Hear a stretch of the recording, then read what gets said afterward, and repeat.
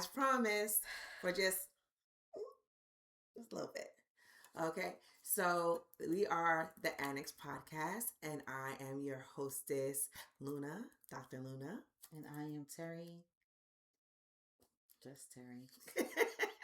And we are two quirky educators just navigating the world of education, adulting, and all the other shenanigans that go on with living in this world. So we are on summer break, as many educators are. Some started in May. Thank you, Lord. And some just started at the end or middle of June. So how's your vacation been so far?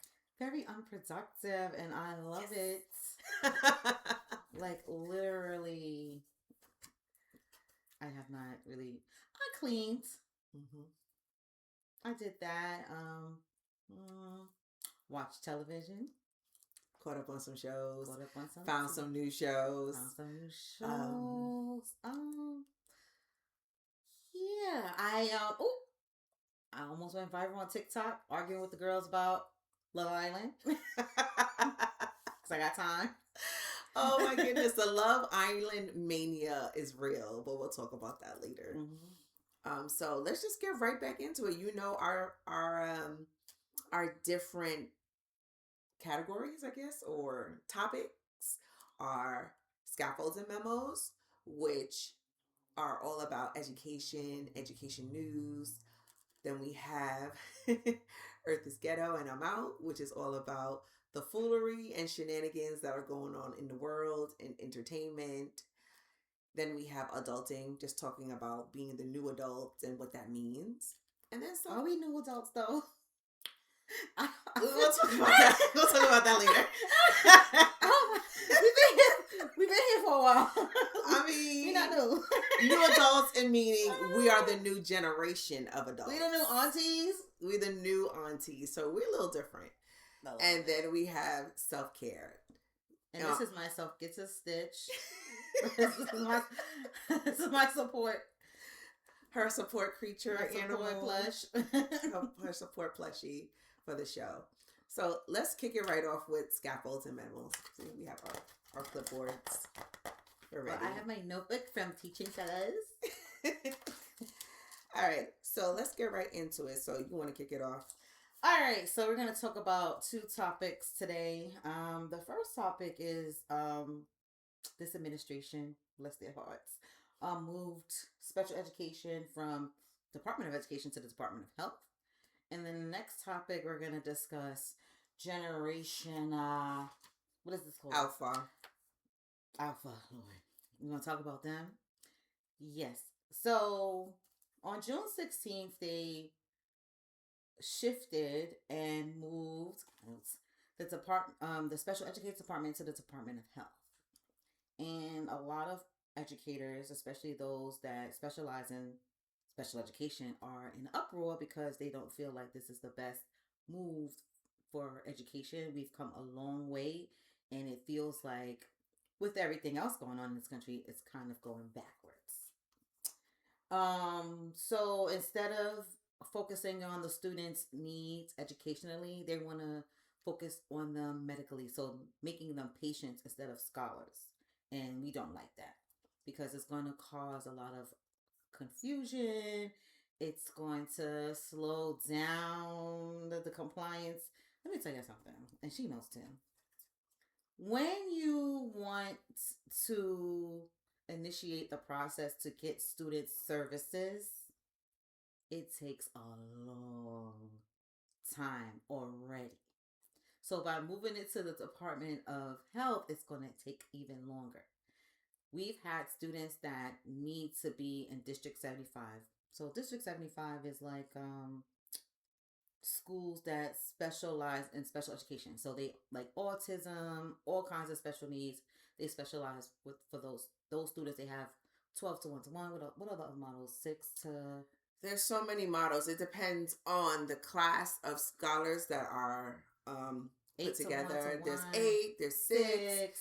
it depends on the needs of the scholar, because sometimes there may be several, it may be, sometimes there's more adults in the room than actual scholars, depending on what those scholars needs. Now, across the nation, whatever that district may be called, that's what the district is, that is specifically for scholars in special education that have um, challenging or stronger need for support because of whatever their diagnosis may be.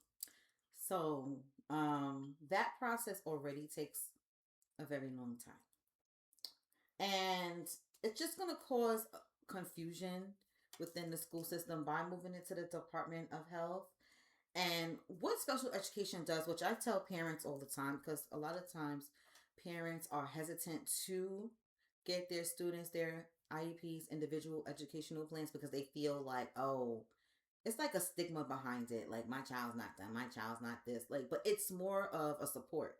And it's a service. It's a service. It's not like labeling the child. It's getting the child the support they need educationally for education, purposes. It's like if you have a slip disc in your back, right? You're going to go to the service provider that is going to help you. You're not going to go to a dentist for your slip disc. You're going to go to the PT or physical therapy specialist that's going to help you and give you the tools that you need. Like, they're going to do what they need to do with you in their session, but they're going to tell you, okay, I need you to do A, B, and C at home until the next time that I see you at our next appointment, right? Because the expectation is that there is growth in that time span. Okay. They create SMART goals, so they give a time span to give the child time to meet their particular goals. It's, the IEPs are done by the psychiatrist, speech therapist, guidance counselor. Everyone is involved, parent. Anywho, all that to say, it's like we've come a long way. When you were in school long ago, you had your friends that were in the small class. So what we have done now, we include everyone. So now we have the ICT model where there are 2 teachers, and so that the students don't feel isolated and feel different. So basically, to sum this all up, they want to go back to making these students feel different. And we don't want that. And not only that, there are questions, right? There are wonderings, right? Around there being a focus on the scholars being patients more than scholars in the educational system. So what does that look like? What does that mean now that they are looked at as a patient? Does it mean that, okay, now that they're a patient, we're looking at it from a clinical standpoint, or we're looking at it solely from a clinical standpoint, or are we creating a balance with the clinical standpoint as well as the educational standpoint? Because I know that in sorry, that's my air conditioning coming on. It's hot, it's summer. So my question is, I know that some schools are doing different things in their buildings where they are, especially if it's a newer school, they are incorporating building clinics in their schools to help support the community, not only with their needs academically, but as well as their needs medically. So I have those wonderings, like, what does that look like? And what specialists are going to be there on a regular basis to support the team, or being a part of the team that's already existing, that Terry just spoke about, the classroom teachers, the psychologists, and so on. So what does that look like? I don't think they know. And that's a thing, because it's not about being up in arms about it necessarily. It's about, well, what's the plan? What does that look like? Do you have a plan? Are you incorporating all of those team players to create a plan? Or are you just using solely people who have nothing to do with education to make these plans? Or like the WWE lady that's in charge of the spot. So that's where the real questions come in. What do you all think? Put your ideas in your comments below so that we can get some ideas of what you're thinking about this, and we can also talk about, like, what does that look like in terms of school board meetings, the questions we're asking at our school board meetings, at our district meetings, and so on. And if you are a parent with a child that has special needs or has an IEP, ask questions, get involved, because I'm gonna tell you right now, from my lived experience in the Department of Education, we need to educate ourselves more, because some of our students are not getting what they need, and that's just because we don't know. The parents don't know, so that's the part of like my work or our work, just to inform the parents, because you have a lot of rights, and so stay tuned. We'll see what this looks like. Right now, it looks like everything's going to be the same. That's what they're saying, but there are going to be some shifts, and we'll keep you posted. Mm-hmm. Generation Alpha. Lord. So, Generation Alpha.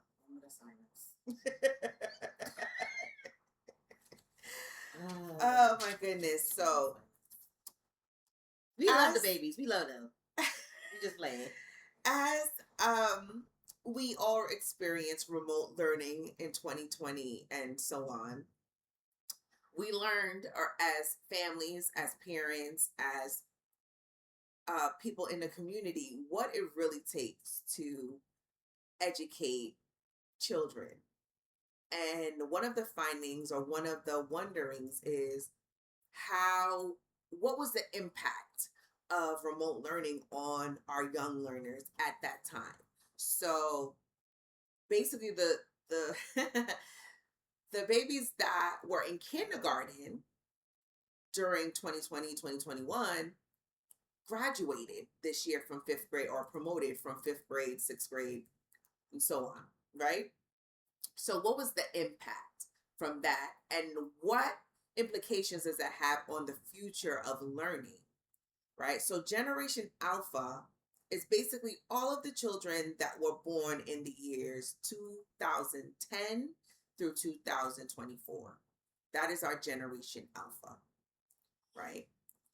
And they are primarily the children of the millennials. So people born from like around 1980 to like 1996, 97, in that range. I'm a millennial. Okay, girl. So that generation is Generation Alpha, right? And they are the first generation that is basically almost pretty much 100% immersed in the technological age. Now, people that are millennials and older, we kind of saw the shifts in technology. We've been through different shifts in it. Yeah. So we have a different life experience, a different lived experience than Generation Alpha. All they know is technology, right? They basically think technology was made for them, which to some degree, yes. But that's all they know. Whereas we have seen like the rotary phone, we've seen beepers. We played outside. We were outside till the street lights came on. $1, right? And the garden hose for your water. Quarter water. You know, we went through it all, right? No matter where you are in the nation and in the world, right? So the question now is, well, how do we educate these scholars, this Generation Alpha, who is 100% immersed in technology, where they are beyond the popcorn microwave generation, which was the generation before them, where they needed everything instantly, right? Because that's how they received everything. All they had to do was swipe or touch a button or an app or whatever it may be, and instantly, like, they didn't live through the AOL dial-up. Shout out to AOL and everybody who lived through the dial-up. Shout out to all of us that graduated college without AI. We the real ones, okay? Had to go into the library and take down books and flip through, use a Dewey Decimal System. We the real MVPs. Had to actually write your own papers. We had to write spelling errors and all. Right. I mean, we had spell check. Yeah, we had a little bit. A little bit. We used dictionaries and yeah, thesaurus. The thesaurus. Right. So there was this basically very little wait time for them. 5-10 seconds is too long, right?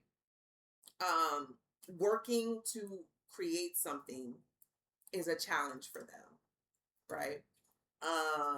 Multi-step problems, multi-step writing, the writing process, right? You have to continuously remind them it's a process, meaning it's not going to be done in one go.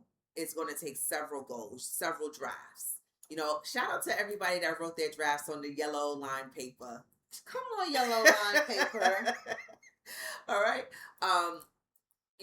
Math problems, having to go through a multi-step math problems, getting a real world problem and realizing it's going to take multiplication, division, a little bit of common sense and thinking to organize your thoughts and what the problem's really asking you to do. Shout out to us that had to go through the red pen era when the teacher marked up your paper in red. Did you know we can't use red pens anymore?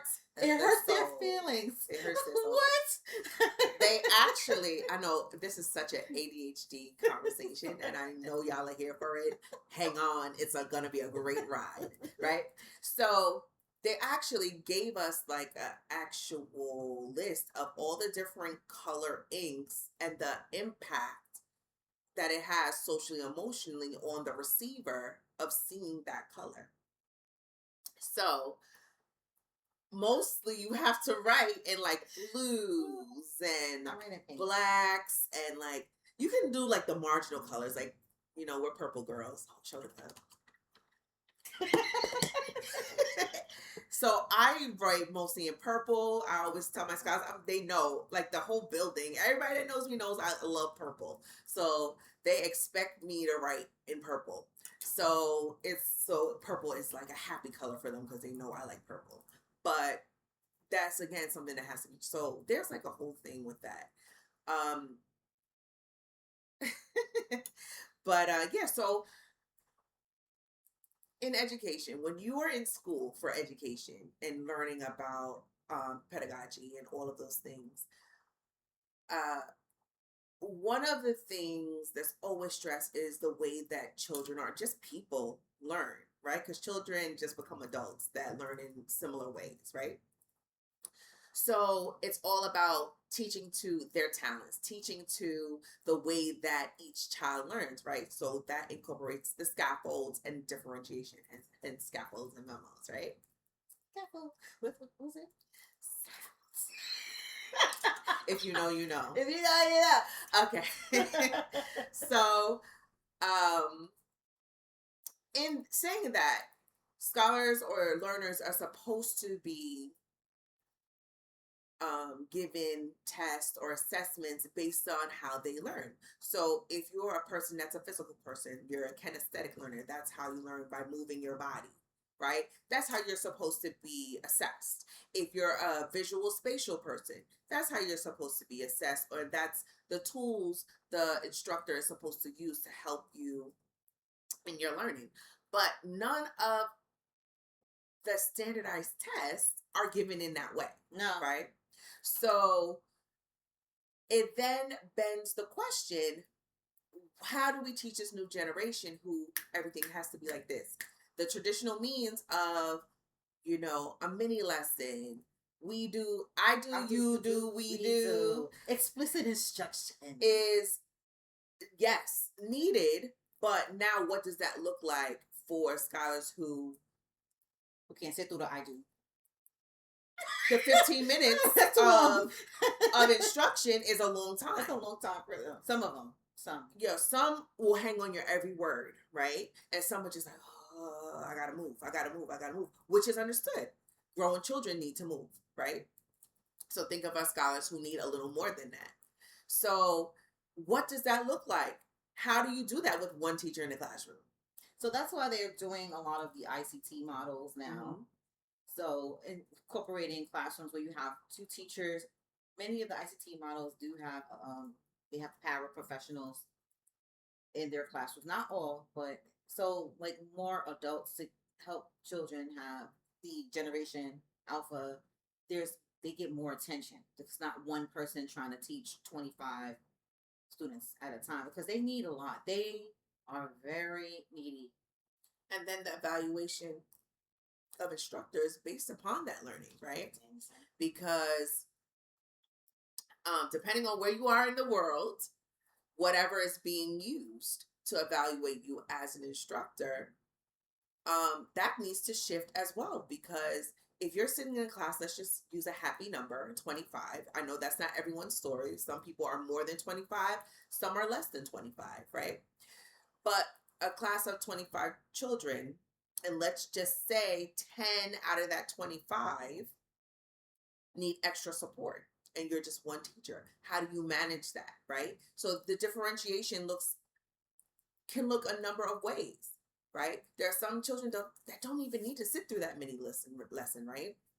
Because those are our scholars who are on grade level or above, and they can, and that's usually not the majority. That's usually a minority, right? And as the years go on, it's a small minority, and sometimes you don't even know who they are sometimes until like the middle of the year, when you really after get to know all the assessments, the scholars, after you do all the assessments. I'm a data person, right? And actually just get to know them as scholars, as people, because even though a scholar may have low processing, they may be high functioning, right? So what that means is they may take longer to understand something or read something and process what it means. But once they understand it, they're go. They're high functioning. They're getting A's or getting level 4s or whatever the highest grade may be in your classroom setting or your district, or whatever numbers or scores they use to state that. She gonna give another shout out to her. Shout out to the OG teachers that had 32 students in their class and didn't have enough seats. And then was asked why is your class so crowded. And we didn't know because we didn't make the class. Shout out to us. Right? So, sorry. I have ADHD, so I'm sorry. I'm not diagnosed though.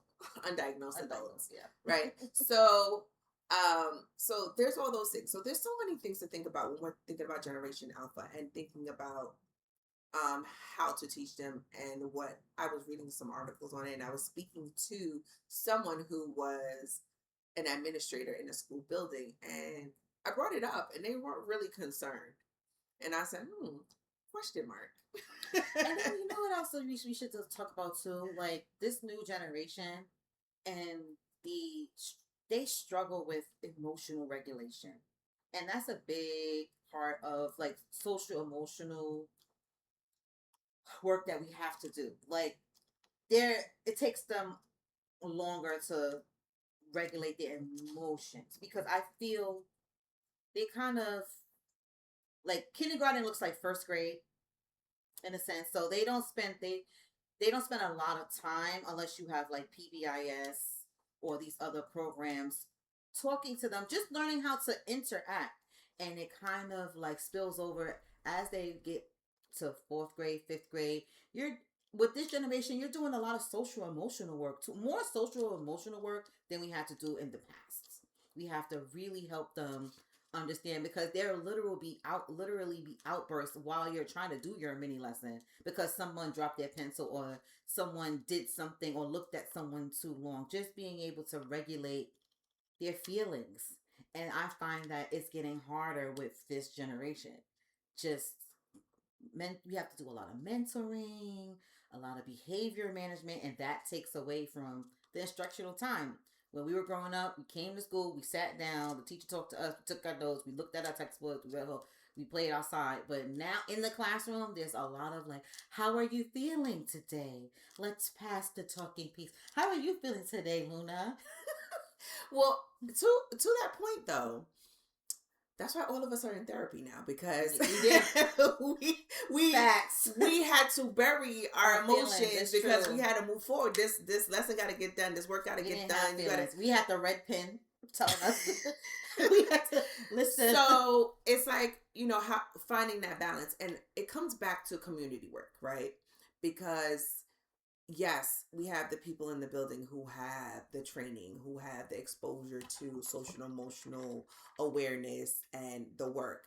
but also we have to include our families, right? And I know that many schools are working towards like making opportunities for families so that, because therapy, it has like a blemish on it too, like who goes to therapy, especially when we're talking about Black and brown communities. Like, you don't tell your business to people outside. Like, no, that stays inside, or you just push it down. Let's stay in the house. What happens in the house, stay in the house. Right. So there's that whole concept culturally, that so I know that schools are making opportunities for parents to come in, and families, not just parents but families, to come in and have sessions with the community based programs that are offering therapy, yoga, um, talks and circles with the leaders of the building to talk about, well, what are the things that are the problems for, or the challenges for the families on an individual and general basis.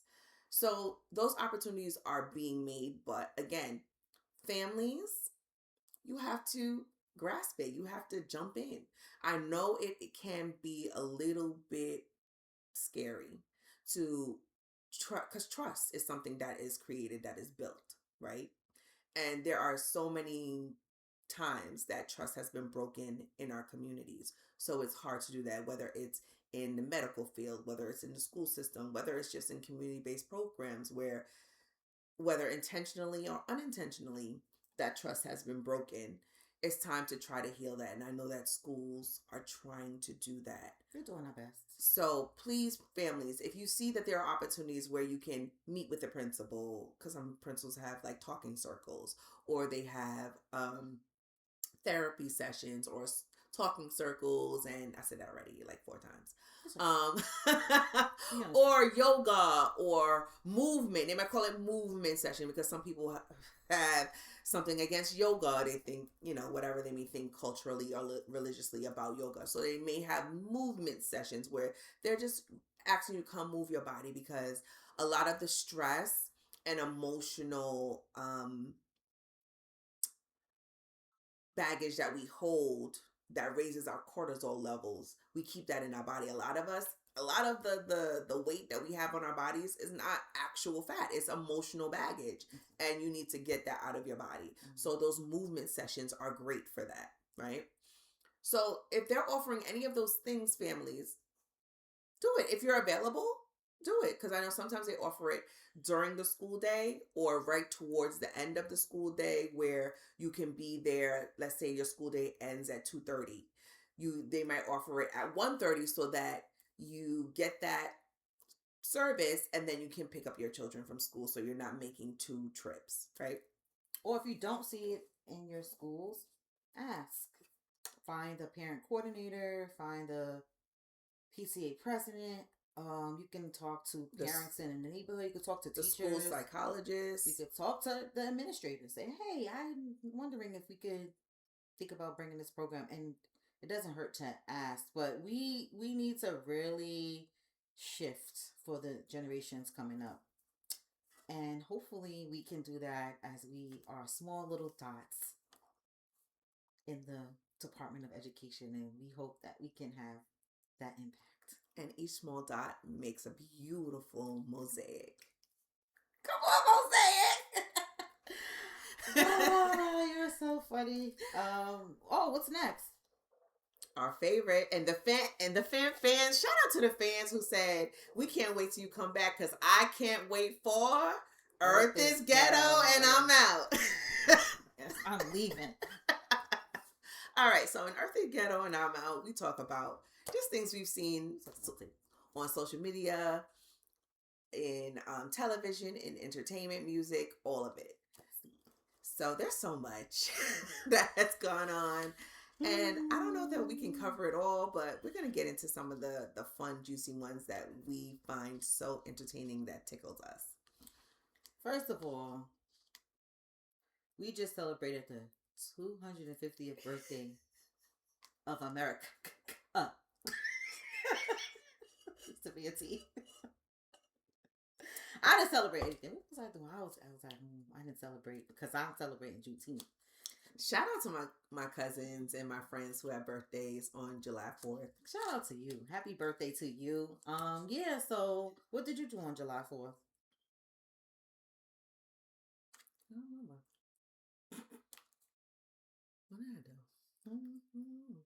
Was I at a pool? Pool. Was that a Saturday?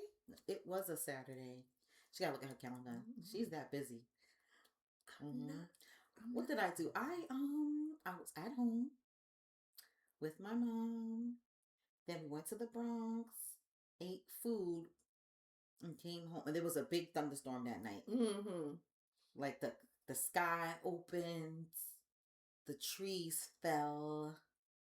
And there was some protests. I didn't really take a deep dive into like what was going on in Washington, and I saw a picture of like people with covered faces doing like a demonstration. Did you look at I that? did see it, and I don't remember the name of the group, but they are. I'm gonna look it up. It's given 19 something when I wasn't here. I'm just saying. Bear with us, friends. We're looking. So yeah. I don't know. I don't really celebrate July 4th anymore. Shout out to those that do. Somebody put on social media, black people don't really celebrate July 4th. We just want a reason to barbecue and get together and have a good time. Some people still celebrate July 4th. Shout out to you. It's a nice time. I know people had Friday off. And July 4th was Saturday. But that was last week. Mm-hmm. Yeah. So they're called. It's a white nationalist group called the Patriot Front. Ooh. That's what they're called. And there's this picture going viral of them, some of the members of that group on a bus, and one lone black woman sitting in the middle. And I'm just like thinking about just like, you know, the statement that photo makes, and black women being one of the most highly educated in the nation, as well as the least protected. Malcolm X told y'all. And so it's just like, who would have done on that bus? I'm like, where y'all going? That's what y'all doing? Like, I got questions. Okay, so tell me about walk me through the mask. Walk me through, like, how did you decide that? Why are we wearing the mask? What does that mean? Like, I would have definitely had a conversation with them. You know, and the mask as it represented with other groups that wore masks, is I'm someone that you see every day in your neighborhood. But it's like, if we go back to the psychology of it, it's like, I don't want you to know that I believe this, but I'm going to walk in this way. I'm going to act in this way. I don't want you to see me, because if you see me, then that means I have to be accountable. And the people have been unaccountable for centuries. Well, how old we are? 250 years they've been unaccountable. So that's what that means. Like, I'm your local dentist. I'm your local CVS counter worker. I'm your colleague in your building, right? That works in the Bronx with you, next to you, smiling in the classroom next door, teaching black and brown students. That right. Part. So that's what that for me. That's what that represents. And it's just interesting, you know, that I get it. You get to express yourself any way you want to express yourself, because this is why y'all came here. Brought me and my family over. But to do whatever it is you want to do, because they wasn't letting you do what you wanted to do over there. Funny thing, Snapple fact. Shout out to Snapple. Dr. Snapple Facts. And the Snapple Facts. I have not had a Snapple in a long time, so I don't know if they still do Snapple Facts under the cap. But don't try to sue us, Snapple. We don't got no money. No. So can you give me money? Can I have $1? Shout out to Snapple if you want to sponsor us. Yeah, we love that. Come on, Snapple. We trying to not work. We want to help the kids, but in our own way. So come on, Snapple. There's a few more brand shout outs I'm gonna give throughout this. So We work remote. Okay. But I saw there was a document online. I don't know if it was real or not, but it looks like it was real. That the actual, what was it? I might be misquoting. So allegedly. Allegedly. Let me say allegedly. Allegedly.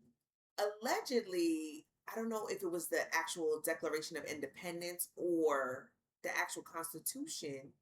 The publishing house is actually in Great Britain. So the rights belong to Great Britain for that document. I'm going to look it up and I'm going to post later. But I saw something about that and I was like, what? So the country you actually, because remember, in order to, when this country was founded, they were still citizens of Great Britain, even though they were here. Bothering the people that was here. Right. So they still have voting rights over there, even though they had moved here. It's not like here now when you move from one state to another and you have to do all the paperwork. There was no paperwork to be done. They had to create a nation in order to create paperwork, and that had not been established yet. So in order to publish that document, they had to publish it through something that was already created. So what do y'all have that's your own? But that's another shit. It's another day, another show. Okay. But that's the first foolishness. But so happy birthday to those people that celebrated their birthday on July 4th, and happy Juneteenth to all my sisters and brothers of color, melanin, and of the cloth of Africa, the diaspora. Yes. That word. What's next? What's next? Boy, I don't know. Earth is ghetto. Like, so I am about to be with Jeff Bezos and on Mars. Like, I don't know. Who gave me this? Sorry, this is our first time back, so we a little unorthodox today. Pray our strength to the Off Lord. the cuff. Pray our strength to the Lord. We gonna get it together. Probably next episode, whenever that happens, because no, we want to talk about that. We want to talk because that's too deep. Okay. Let's talk about the Polygamist. Spoiler alert! If you have not finished watching that show, fast forward. So on Sunday, Luna stopped by my home as I was watching The Polygamist. We had posted about it. We were on episode 13. This woman and I sat for the rest of the evening. It's 22 episodes total. And watched all 22 episodes. And we were yelling at the screen. We were screaming. Let's just put this out there. You know, as we put out our initial post, let's just say thank you so much for everyone that commented. We love it. Can y'all like it though? Because we had like 568 views and like 25 likes. Like, what is, if you see it, like it. Thanks.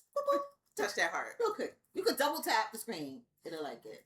Okay. Anyway. So shout out to everybody that commented and liked. But and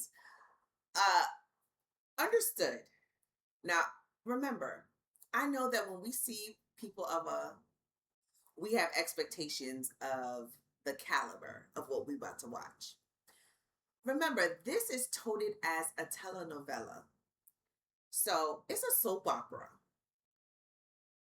Shout out to all the soap operas from back in the day that we used to watch. All My Children, General Hospital, Guiding Light, all of them. I feel like my mother still watch soap operas. Listen, I tune in every now and then because the same people are there. They ain't gone nowhere. They've been there for 50-something years. And even the ones that came after the new age ones, like Passions. Right? And even the actual telenovelas, Maria de Los Angeles, that's my joint. Right? There's a certain caliber of acting that goes along with that. right? So we have to walk into these shows understanding that. Lower the expectations. Lower it. So, but shout out to the actors and actresses because listen, you did do their best. You do what you do for that level. Because even when we watch, let's say, Academy Award nominated or winners, when we see them in different mediums, whether we see them on a television show, a movie, or even the genre, the acting that they give is different, right? So let's just understand that, because sometimes I'll even watch a show where I know, like one of my favorite shows, just I'm taking a little sideways, little detour. One of my favorite shows. I'm a geek. I'm a nerd. I'm all the things. Right. So I love Star Wars, Star Trek, all those things. So Star Trek, Deep Space Nine. The main actor, the captain, is like a Shakespearean theater actor. There are certain episodes I was like, yo, Chief, bring it down. Like, that's not the level of acting we need for this show. Because he's out there giving theater. And everybody's like, everybody else in the scene is like, well, Jonas, he did a wonderful job, because let me tell you something. If I see him on site, I don't care. If I see him at the Whole Foods, it's on site. He better push his car fast like him. Down the aisle. I don't care if he was just acting. He angered my soul. I don't like him. Period. So he did a wonderful. When I actually do not like you, and I can't see past your character, you did great. Who's that character on Game of Thrones that I can't stand? Joffrey, the prince. Yo, on site. But with that being said, he had to back away from acting for a few years because he got death threats and everything. And when you walk into these shows, you're not thinking you're going to have that impact on people, and especially people who are unwell. So he had to back away and go to therapy. Even our favorite, Michael B. Jordan, when he played Killmonger, I understood. Listen, he had to go to therapy. He had to go to immense therapy after playing Killmonger, because in order to become that person, he had to shift things he did in order to become that person. He had to isolate himself and to get into that mindset of Killmonger. And then after the movie was over filming, he was still there. He was still living in that character. Who killed himself? Oh, the Batman who played Joker. Heath Ledger. Yeah, that was that. So it's like, you know, they are real people playing a character, but there is a psychology to it, you know, when it comes to playing someone who is either very dark, or just not someone you would align yourself with in your life. So I don't have a problem with polygamy, right? Well, I do. I would. It's not for me. It's not my ministry, right? It's culturally, it's not my ministry. Culturally, I understand that it happens around the world, right? That's not my lived experience. Mm-hmm. But the problem with Jonas is that he was just being nasty, irresponsible, and he was doing it in secret. Like, by the time they got to the second wife, who actually was the third wife, they had to understand, okay, you're going to take on a second wife. It was the wife and the husband agreed to take on a second wife. So they were sister wives. Cool. But then you find out homeboy had another wife that no one knew how, like, it was just a lot. And he could not control he made a choice. He made a choice not to control the things. Like, he only thought about his peen. That's what he thought about. Nobody's feelings matter. And he was mean. Even to the point when he got sick, he was mean. How you sick and mean? How you sick and mean? Because he's not going to change. He is who he is, and he wasn't going to change. That got me. And then it was just like it just took us on a roller. It was a good show because we are off from. I couldn't have watched that during the year. Absolutely not. I needed to decompress because I loved how it ended. Okay, you know, I didn't. You didn't like that part? I did not like the ending. Unless there's going to be another 20-minute or 30-minute episode, special episode, so we can see, because spoiler alert, they do jump forward a couple of years in the last few episodes. Sorry, guys. So unless they're going to do something like that, just because I understand life is life and you don't get closure, right? I understand that. But at the same time, it was like, no, it can't end like that. I liked how the wife did all the war, and he got his. Because we were sitting there watching it. I was like, I don't understand why Murder in the First is not being planned. Because why are we not coming together, get serious? And I was like, they're not doing. I was like, Murder in the First, like we have to die. Like there's no other option. Like I was like, they have to murder his career. They have to murder his reputation. And murder in the first. Like I was like, I don't understand why we, especially when he started a crime of passion, getting physical and hitting people. Like, sir, you're about like, and the R word. The way he was hit, I was like, I would have been biting his ankles. Like it would, like he wouldn't have made it through. The lamb, he would have caught. The lamb, caught all these heads. Like with his little self. Hey, girl. But. Listen, they weren't built for that, though. They weren't built for that, because I was plotting his murder on my couch. I was like, so this is what they gotta. I was like, yeah, we were like, so this is how they should do it. They gotta kill him. But that was an entertaining show. So what are we gonna watch next? So I watched I Will Find You. You watched that? It's in my queue. You gotta watch that. So we're gonna talk about that. And like, this is a time like you gotta watch Cross. Is that on Prime? I want to say yes. Okay, Cross. I gotta add that to my list. This is a time where we binge watch things and love. Can we talk about Love Island? She could talk about Love Island. Okay.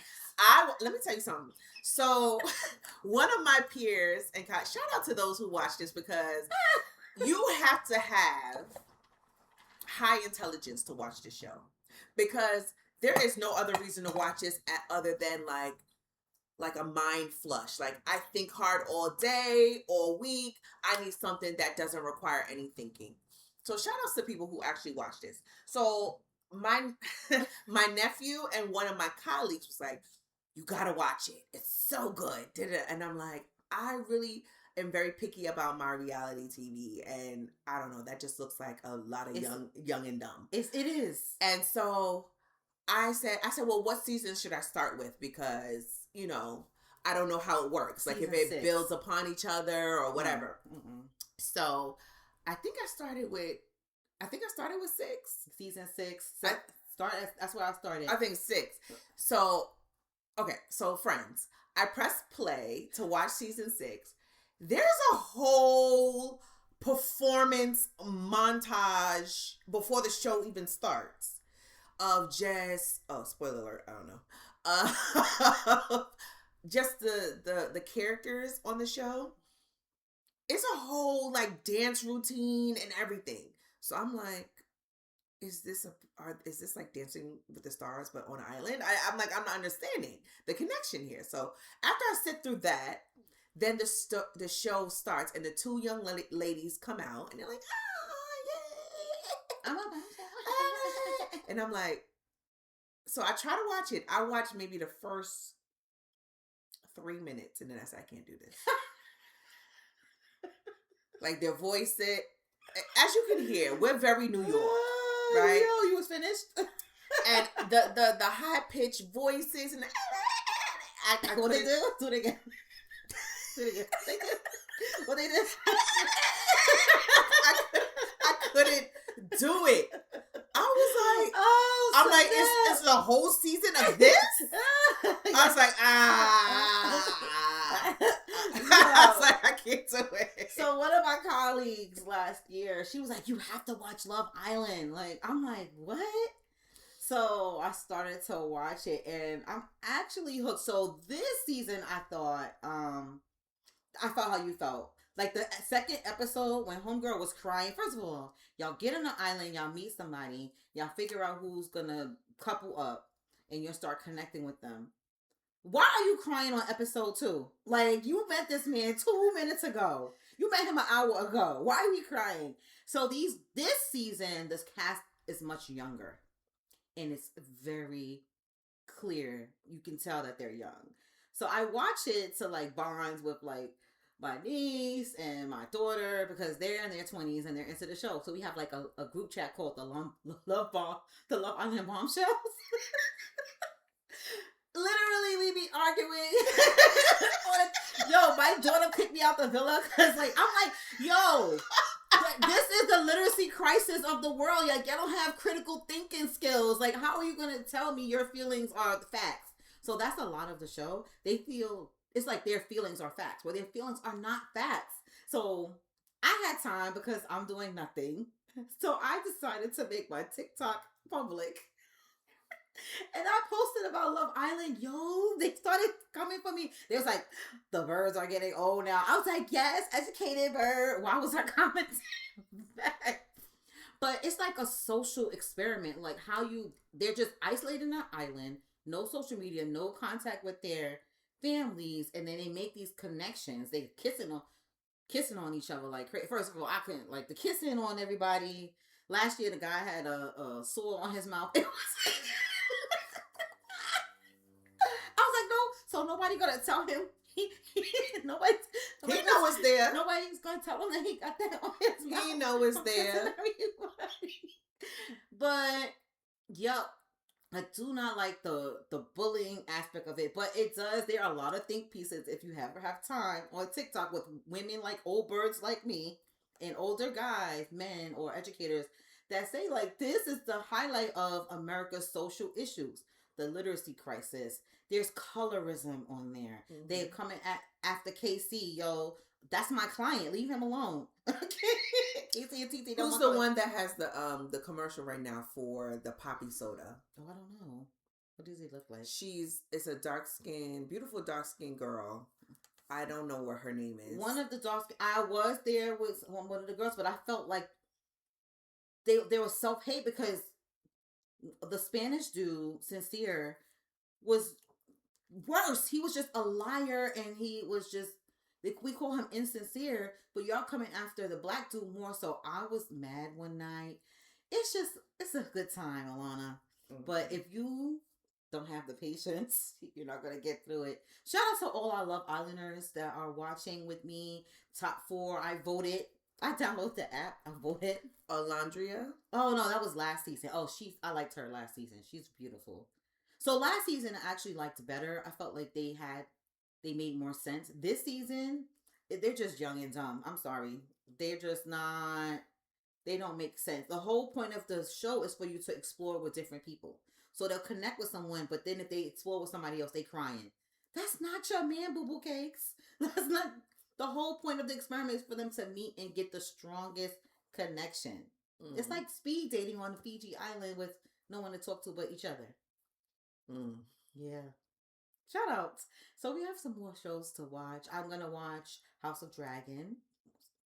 You didn't watch Game of Thrones, did you? Yes, I did. You did? But I stopped once Arya went off to be an invisible man. I was done. And because I was like, yo, if they hurt Arya or Tyrion, I'm burning.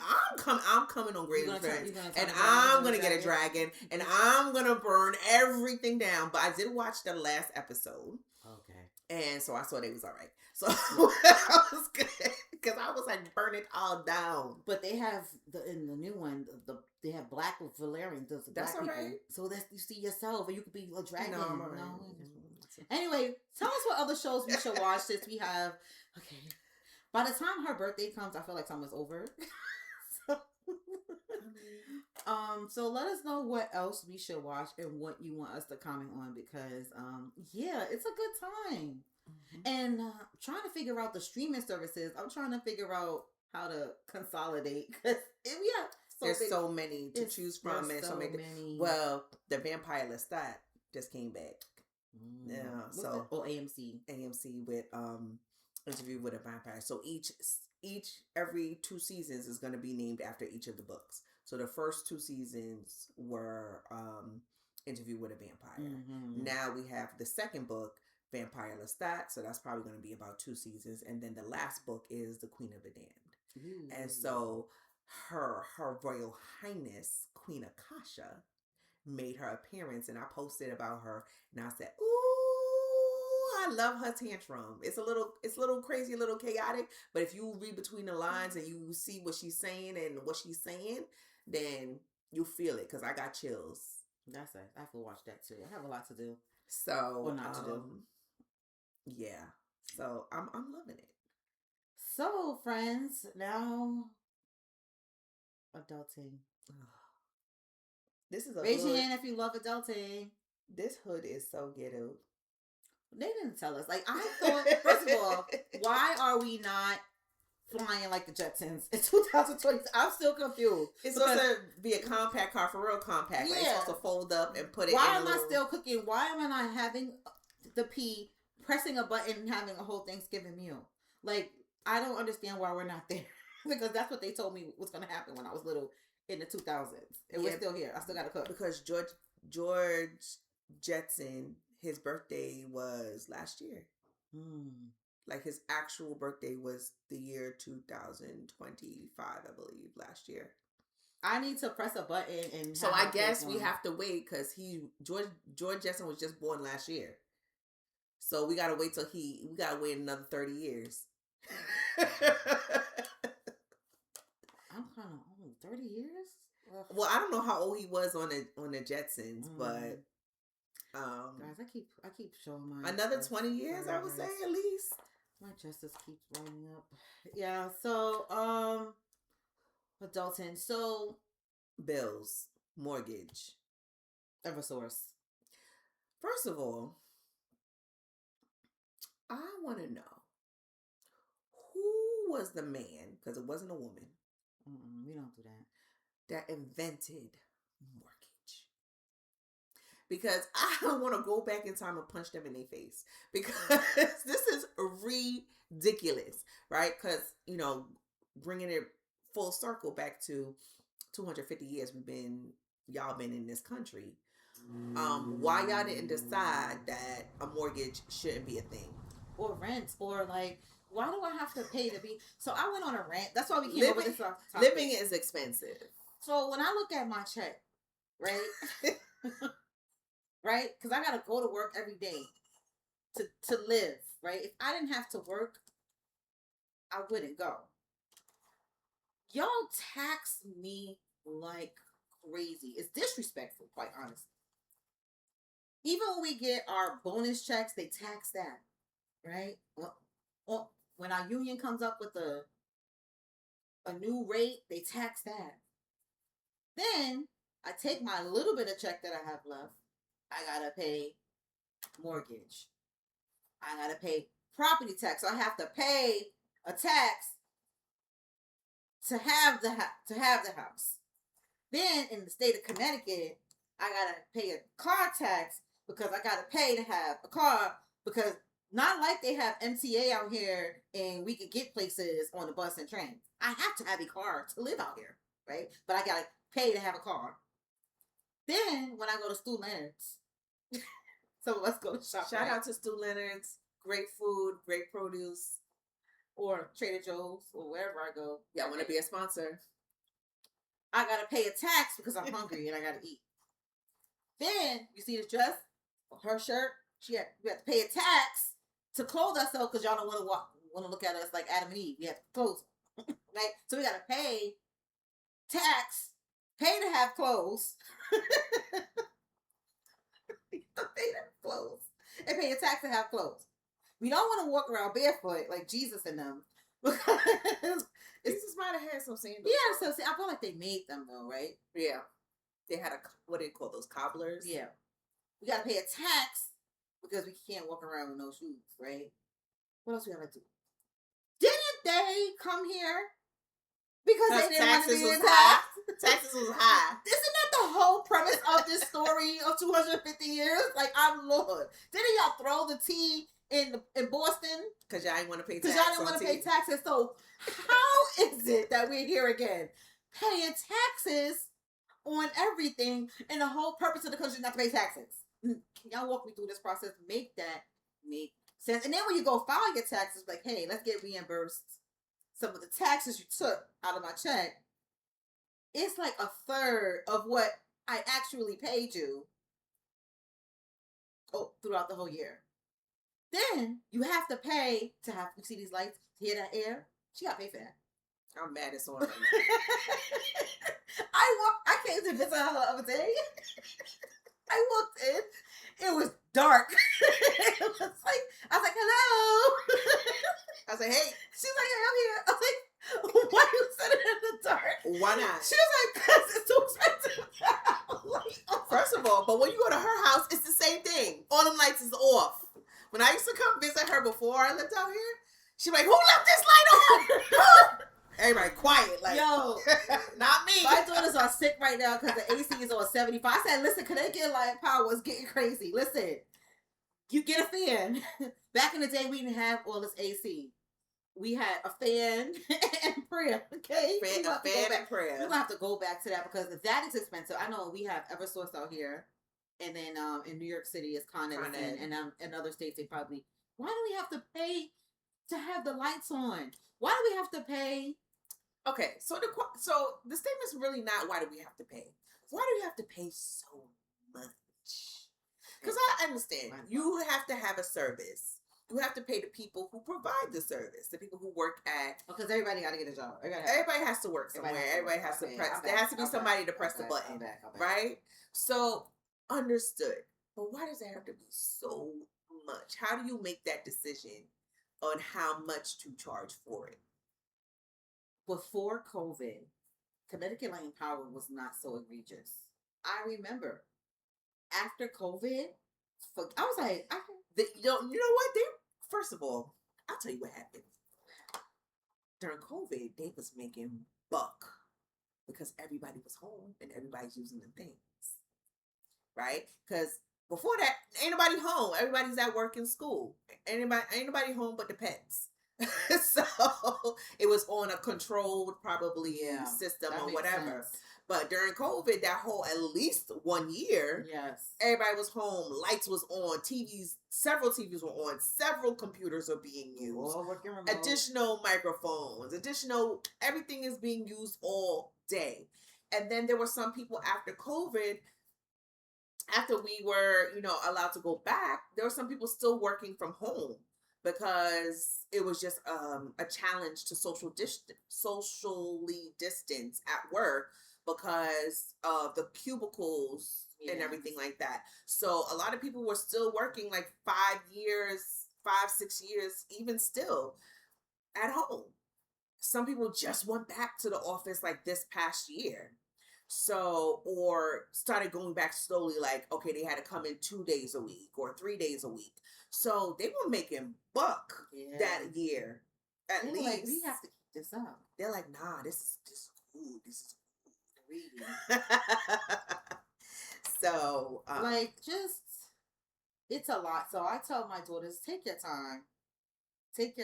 Like, listen, I'm not kicking you out because it's really it's challenging out there. Yo, when I go get gas, I got $20. I tell my friends, I love y'all, but don't invite me. I'm not going to nobody's nothing. I got $20 because it's like my friend said before I moved. Everything is at least 45 minutes away, and you don't really think that it is, but it really is. And so to go to New York, to go to the city, to go to certain places in Westchester or where have you, it's about 45 minutes away minimum. So that's gas.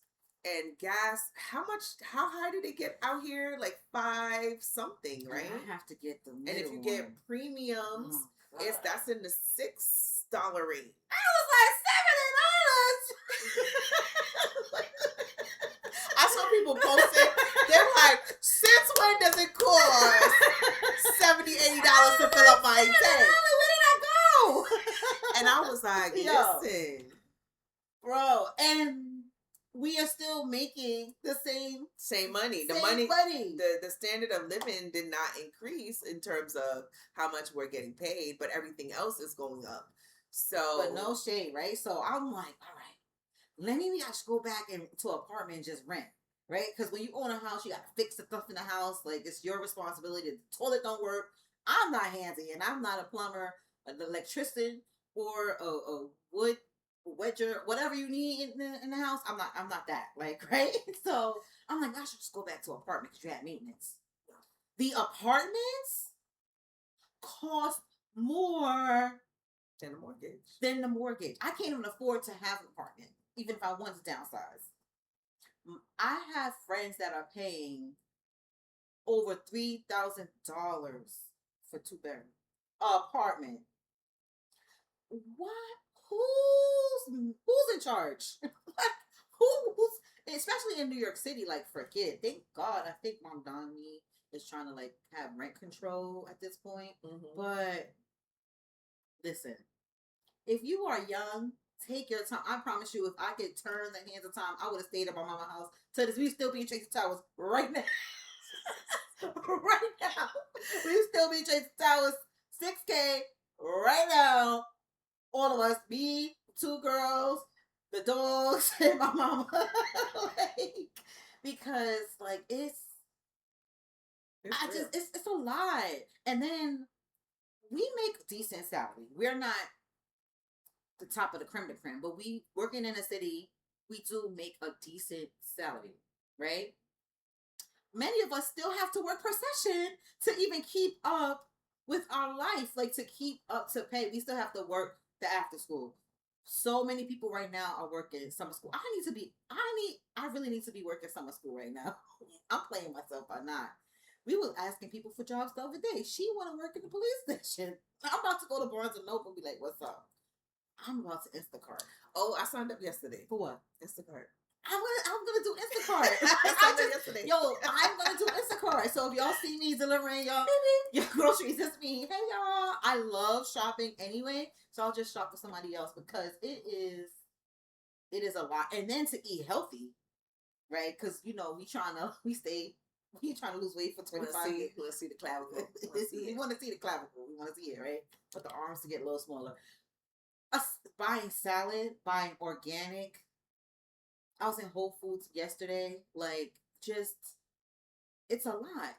But if you want to eat sugary, that is what you can afford. And to eat healthy is even expensive. Like, why everything is through Leonard's at $6.99? Unless you're going to stand on the food pantry line and get, there's tricks and tips, but it all is time consuming, because there are many food pantries available in different communities. So, but you got to get up at the crack of dawn and get on that line to get some of that great produce, because unfortunately, in some of the areas where that produce is being offered, people aren't taking it, because they don't know. Because during COVID, I did volunteer at a food kitchen, and I remember seeing like all our faves from Trader Joe's in terms of produce, and people really like just walking by it like, I'm not taking that. They really went towards like the canned foods and box foods because they have a longer expiration time, one, and they're familiar and comfortable, and they know what they taste like, and they know what to do with it. So people would come by our table, and we had like kale, Brussels sprouts, acorn squash, all these different produce that are really healthy. And people would walk in, and I'm like, come over here, come get some of this. And they're like, what is that? And I had to explain what it was. And they like, well, what do you do with that? How do you cook it? What do you do with it? And so I would explain, oh, this is kale, and you can have it raw, or you can cook it, and this is how you can prepare it if you're going to cook it. You can have it this way. You can have it as a salad, and then some of them were more intrigued, and they said, okay, I'll take it and I'll try it out. But others were like, nah, I don't want that. Straight up, I don't want that. Or go to like the Amish farms.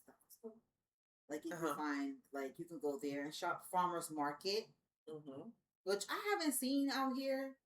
So, and I saw one yesterday in White Plains, and by the time sometimes you have to go to more like metropolitan areas to go to farmers market.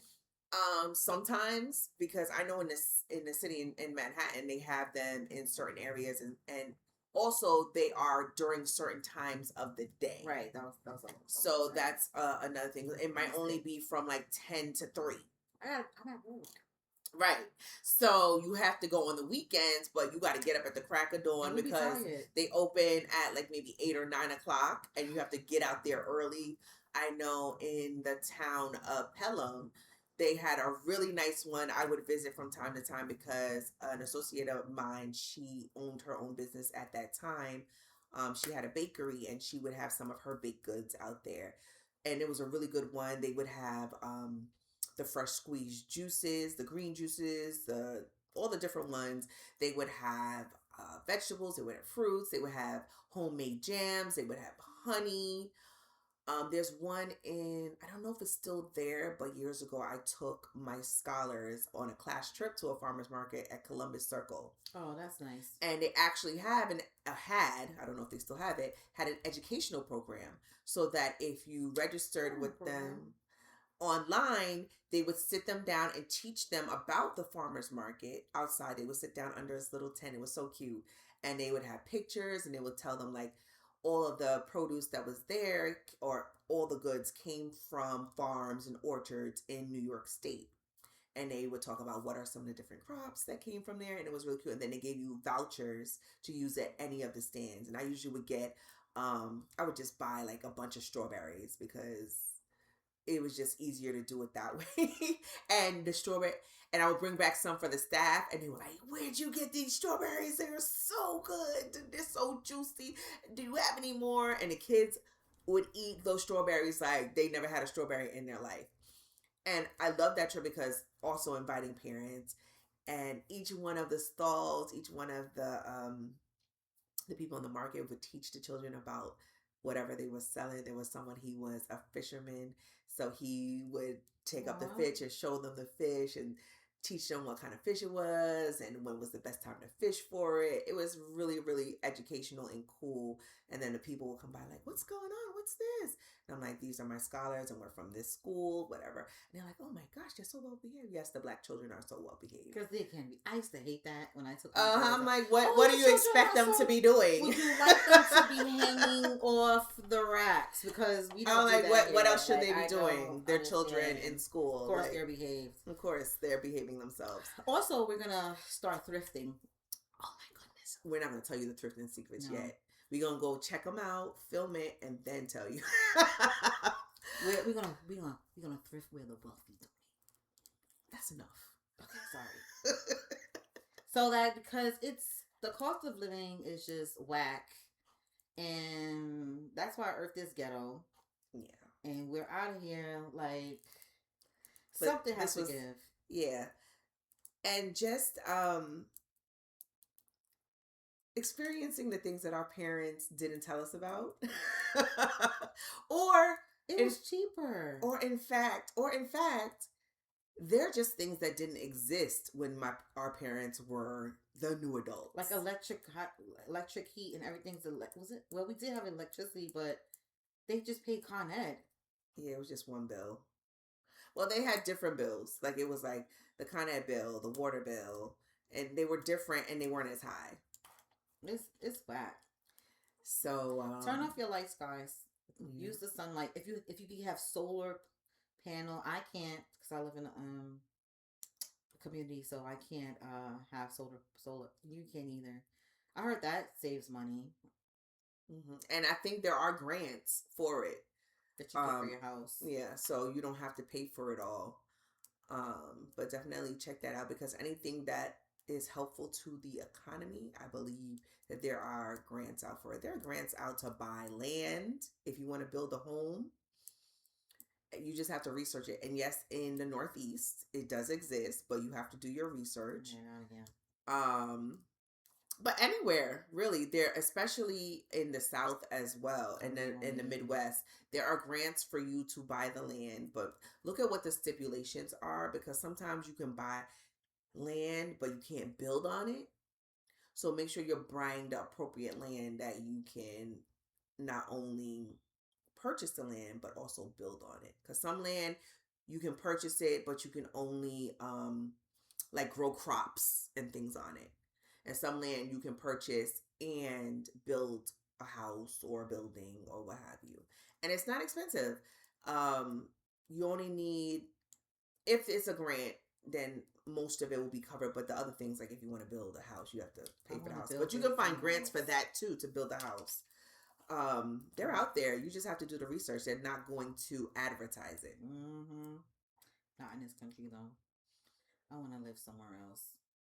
I want to live somewhere warm. Because winter, that's ghetto too, but that's another. The winters are different now. That's real. You don't know what you're gonna get with the winters, but that's okay. Let's move on to our final topic: self-care. Are you taking care of yourself? I know that I am. What was that? So when we talk about self-care, we want to think about mind, body, and soul, right? Or spirit, right? So how are you taking care of your mind, right? Some people do it with watching Love Island. I don't know if that's self-care, because the one night they yelled at KC, I couldn't go back. I had anxiety. I was pissed off. I don't even know these people. So I don't think that's a good, no, not Love Island. So some people do it that. Yeah. Some people do it while watching what you would call mindless television, where they don't have to think, right? So that's one way. I have this app. I absolutely love it. If you're a gamer or someone gamer adjacent, I'm gamer adjacent.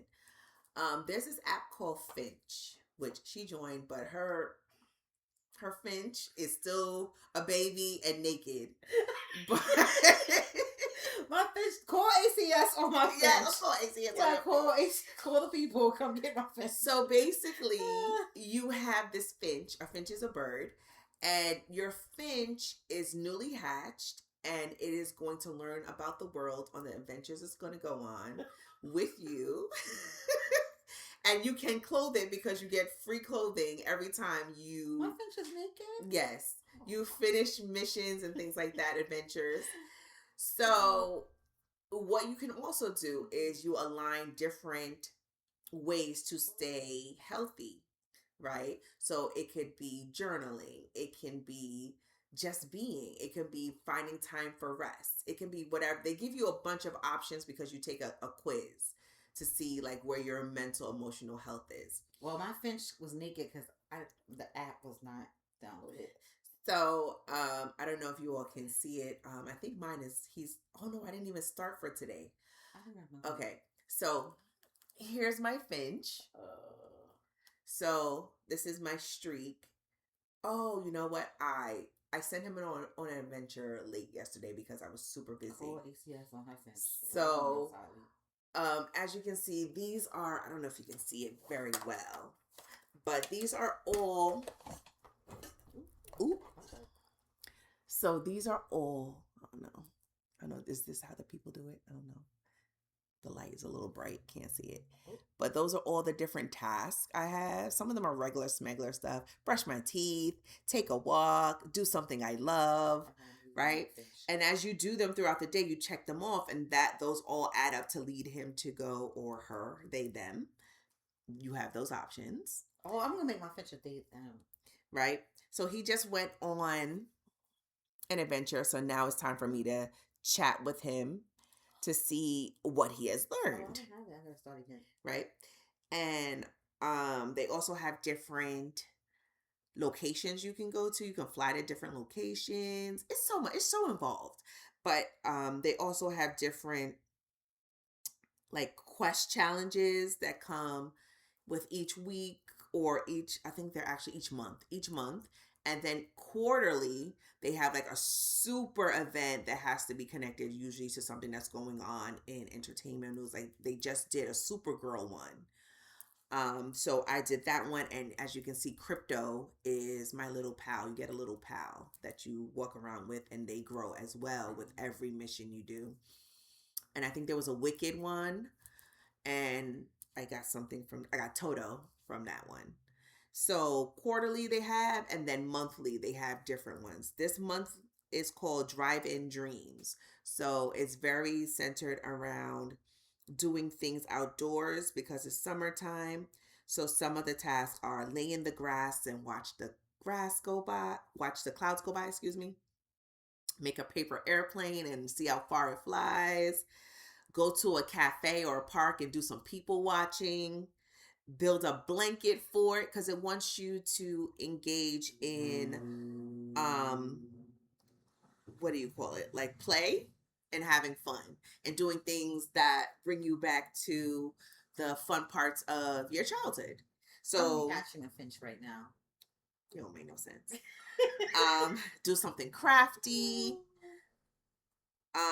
Yeah, they want you to prioritize play this month. So that's this challenge.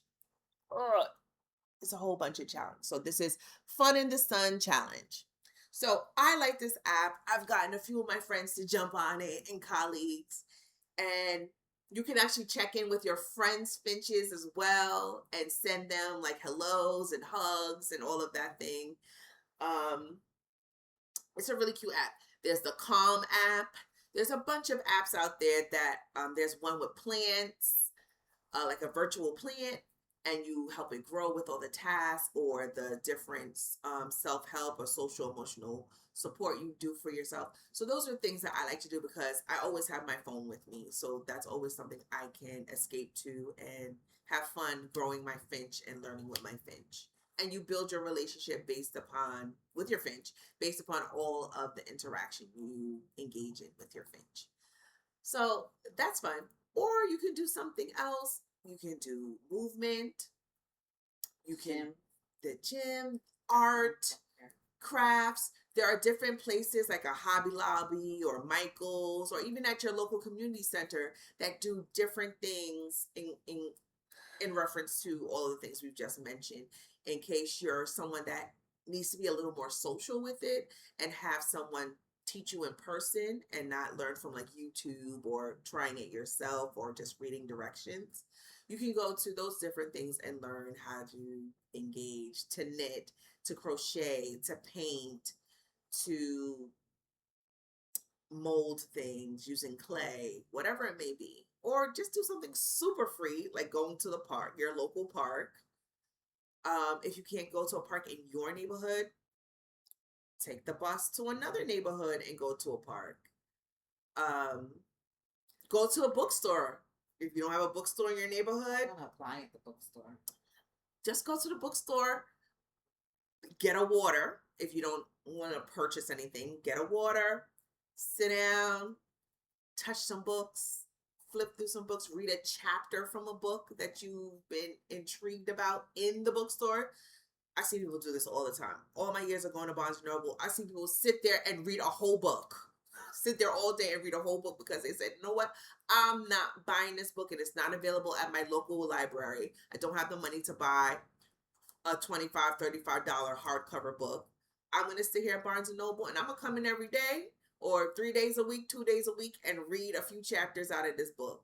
You could do that. What are they going to do? Nothing. And sometimes you have to log off too. Sometimes I have to like take a mental health break from social media because you go through like a whirlwind of emotions because one minute you're laughing and then the next minute you're angry because you saw some kind of social injustice and then they're talking about relationship issues.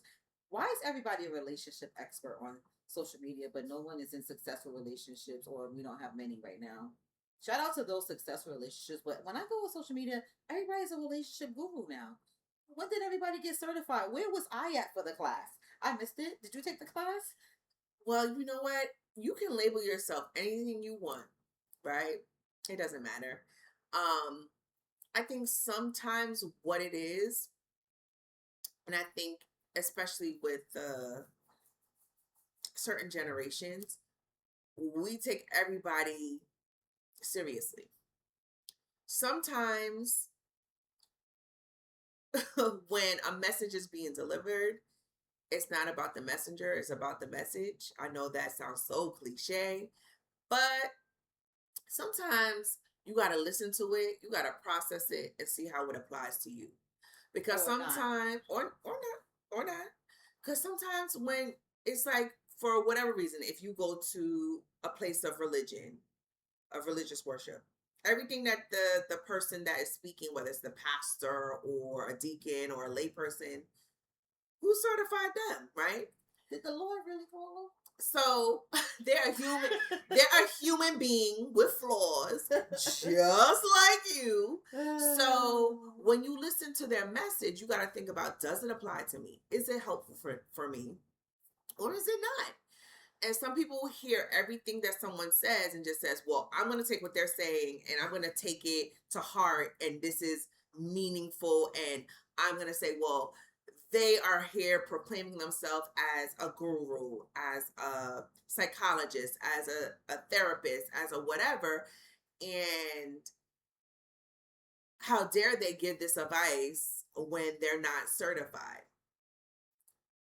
When you go to your girlfriend and you call her on the phone I'll be listening with your foolish, with your whatever you going through, she not certified. You gotta compartmentalize who you listen to, right? But everyone is giving advice, and then everybody there is talking. Yeah, people are taking it as advice, and then you go to the comments. People are arguing, so sometimes we have to take a social media break because it's not a real place. And even for our younger people, that's a lot of time. Like sometimes, like I'm not gonna get too deep.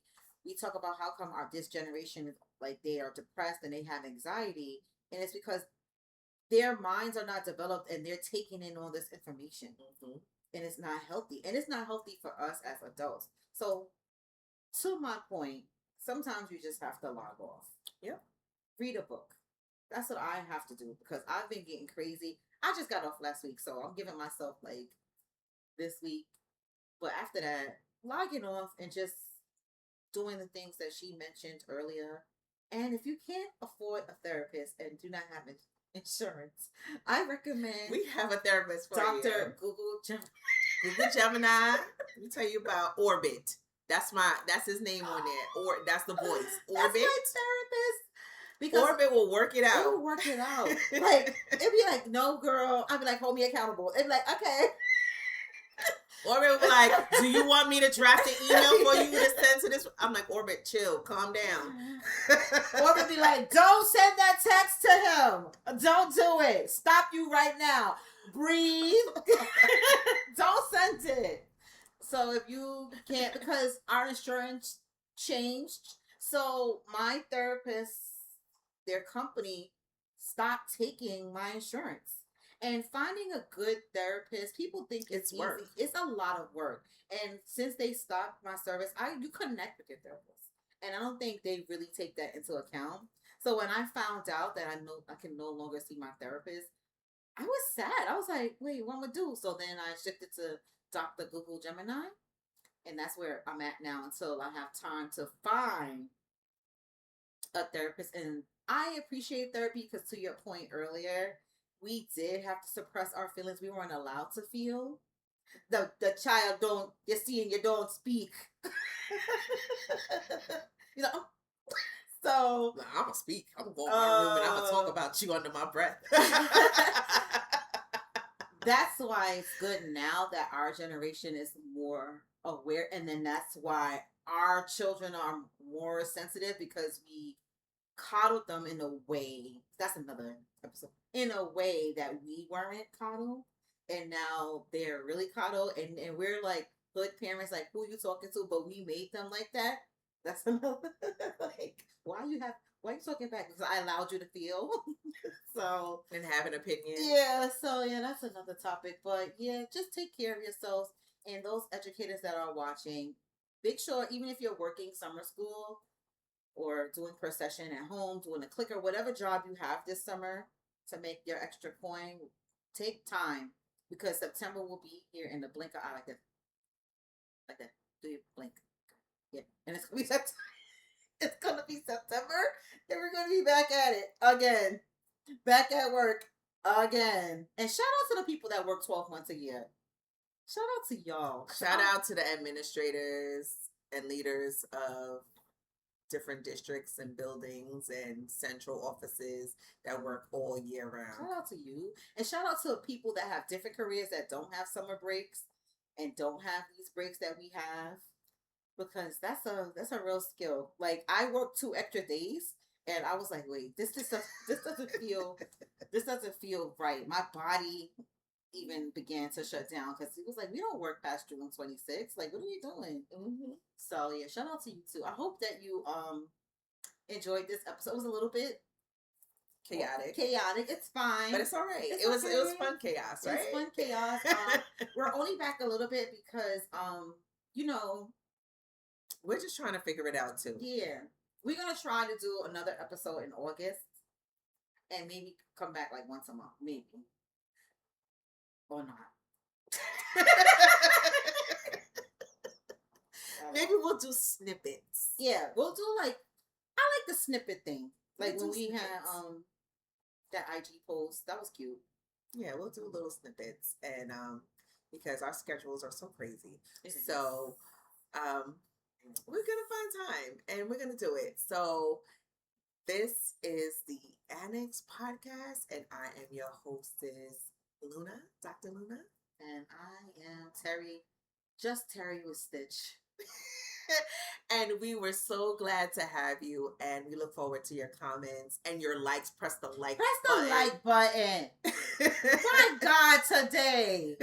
You know what I'm going to post? I'm going to take a screenshot of how many people viewed it versus how many likes. Come on, y'all. And we will see you next time. Bye friends. Bye.